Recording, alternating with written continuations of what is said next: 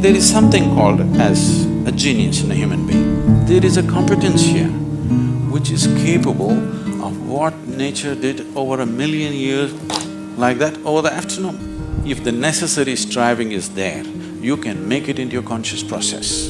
If you set up the necessary situation, success is an assured thing for that person.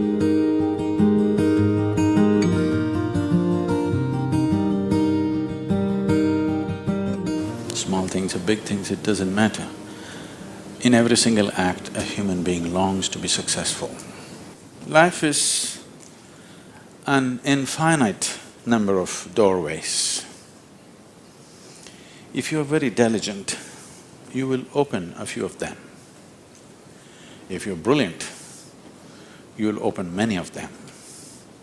But if you're truly vibrant, then they will open for you. The process of being successful becomes so complex for people that why they're working towards it is generally completely forgotten, and they will start evolving concepts of success, all kinds of concepts. What is being successful? I would like to… Can I tell you a joke?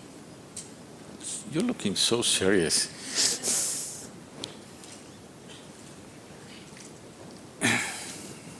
There was a man in India whose name is Shankaran Pillai. Okay, it's like John Smith.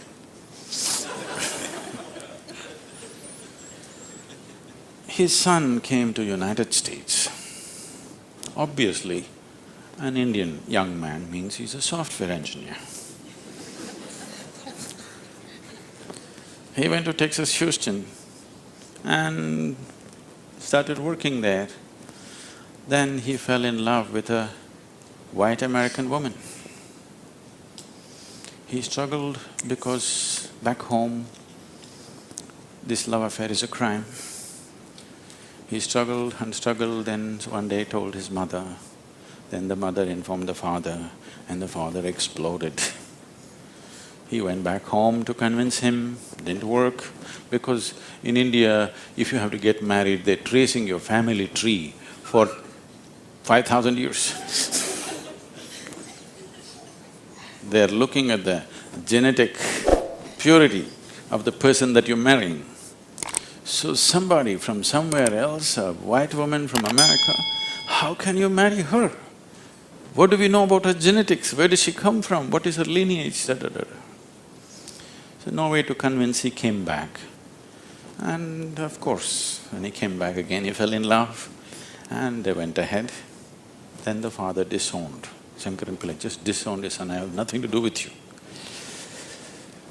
But years went by and they had a boy. And the boy's picture from the day he was born, it was on the Facebook, and the wife sticks it in his face, and the little baby, and it is growing up every day and all the things. Slowly, you know, you have disowned the son, but the grandson is a different matter. Slowly, within a matter of 1-2 years, he completely fell in love with this little baby that he has not seen. Things happened and people started coming from America, those who were traveling. Oh, you must see your grandson. You not seen him? Oh, you must see him, this is the fruit of your life. Slowly it caught him. Then he decided he's not going to see his son's face. He'll come to America and only see the grandson's face. And of course he's not going to look at that white woman. Then he came to America and a 7-year-old boy, full of energy, they're living on a small ranch, he's all over the place doing all kinds of things. He completely got washed away by this little fellow. Then this little boy one day said, "Grandpa, come, I'll show you my archery skills." He took him to the barn inside and he went into the barn and there he saw 8 targets, all of them with the arrow in the bullseye. Shankaran Pillai looked at it and then he thought, oh, this is my grandson. He thought of all the great legendary archers of India, you know, Arjuna and Ekalavya and he saw the future, all the Olympic gold medals falling from the sky. Then he asked, "From what distance did you shoot?" The boy said, "From 20 yards. What? From 20 yards, 8 targets, you shot them dead on, bullseye? How do you do this?" Then the boy said, "Grandpa, I first shoot and then paint the target." So, these concepts about being successful can be very crippling. And I've continuously been with people, they've reached a certain point of success and their concepts of success are not fitting, their life is not fitting into their concept of success and it's breaking it and they think something is going wrong. It is not going wrong, they're just getting better, situations are pushing them on, but their concept is breaking up, so they're suffering their success. You will see any number of people going through these kind of things. When we talk about success, I'm sure all of you must be already having plans as to how to unfold this success in your life. Made your plans. Plan is good, but plans again can get caught up in things because you plan from what you know today. Nobody can plan from something that you do not know. Your plan means it is an exaggeration of today as a tomorrow. Right now you're here at a certain level, now you think, my plan means this must be 10 times more in this many years or whatever, or 100 times or 1,000,000 times or whatever. But plan is just essentially an exaggeration of what is today. Maybe there is a certain logic to it, maybe there is a certain understanding of the logistic attached to it, but essentially it's an exaggeration of today. That means in many ways it's ruled out whatever other possibilities which are not yet in your experience. In Pennsylvania, you heard of the Pennsylvania floods? Pennsylvania has floods, you know. It once happened, a big flood came and water started rising in a small town and it rose up to the houses getting submerged. So 2 young boys got onto the roof of their house and they were sitting there. And then they saw a hat going up and down in front of the house. One of the boys asked, "What is that? Why is that hat going up and down?" So the other boy said, "Don't worry, it's my dad. Yesterday night he got into a fight with my mom and took a vow, hell or high water, I'm going to mow that lawn."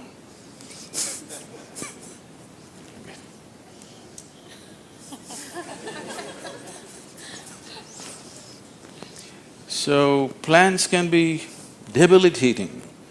It's good to have a plan, but it's more important that you have a purpose. If you have a purpose, plans will evolve, things will happen, plans will fall apart, new things will come up. Whatever has to happen will happen. If you hold on to a certain purpose, other things will just serve that purpose.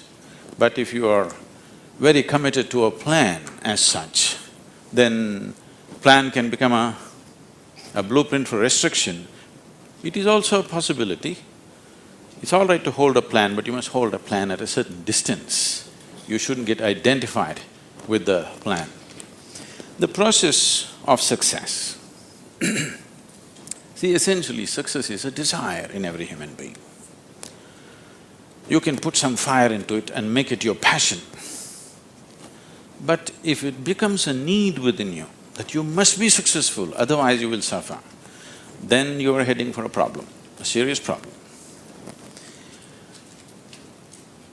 Our passions can turn into poison if we start becoming resentful for the non-fulfillment of those passions.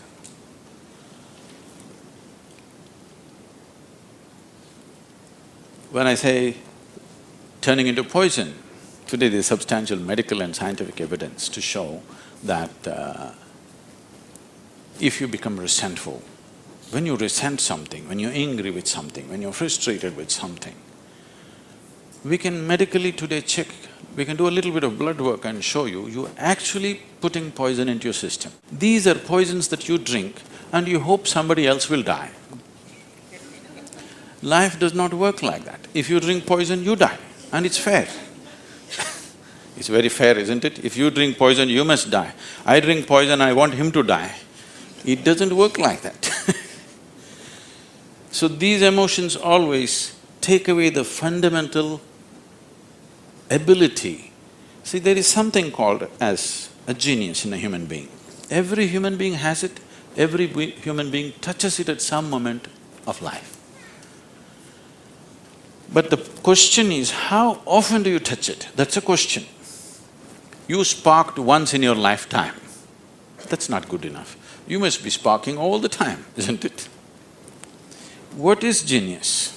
There are many ways to look at it. One simplest way to look at it is, when we say intelligence, we are always thinking logical thought. No, logical thought will be meaningless probably in another 25 years, because your computer may be able to explore all the permutations and combinations of logical thought much quicker and better than you can do. So touching the genius means there's another dimension of intelligence within you. What do you have for breakfast? Chicken and salad. See, he ate a chicken. Over the afternoon, this chicken has transformed itself into a human being. If you ask Charles Darwin, how long does it take for a chicken to become a human being, he would talk in terms of millions of years. Here he is. Over the afternoon, he transforms a chicken into a human being. So there is an intelligence here, there is a competence here, which is capable of what nature did over 1,000,000 years like that over the afternoon.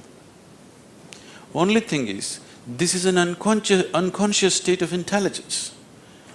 Whatever is unconscious, if the necessary striving is there, you can make it into your conscious process. In your conscious process, if this intelligence, even a drop of this intelligence is available to you, suddenly life will spark like it's a magic.